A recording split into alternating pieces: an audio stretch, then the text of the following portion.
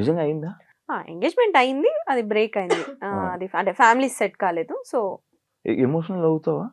Emotional అంటే గుర్తు తెచ్చుకుంటావా ఎప్పుడైనా?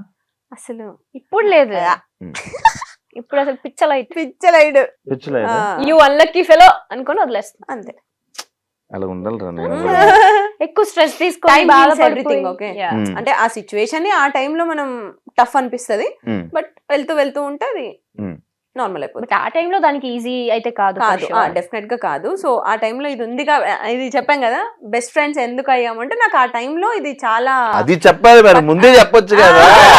అదే చెప్పా కదా, నేను లో అడిగాను ఒక సిచ్యువేషన్స్ అని. అది పక్కనే ఉంది ఆ టైంలో. సో అది దాని నుంచి నేను ఓవర్కమ్ చేశాను అంటే ఇది వన్ ఆఫ్ ద రీజన్. అది నార్మల్ గా పెళ్ళి అనుకుంటే మొత్తం అన్ని మనం చూసుకుంటాం కదా ముందే. ఓకే, చూసుకుంటే time అంతే. Situation destiny. మనం హ్యాపీగా ఉండాలని రాసి పెట్టినప్పుడు Yes. అలాంటివి అవుతూ ఉంటాయి. కానీ మనం హ్యాపీగా ఉంటామే. yes ఉంటాం కదా. ఉంటాం, అదే అంటున్నా. ఆ. ఉండాలి అని రాసి పెట్టినప్పుడు అలాంటివి క్యాన్సిల్ అవుతూ బ్రేక్ అవుతూ ఉంటాయి అంటున్నా.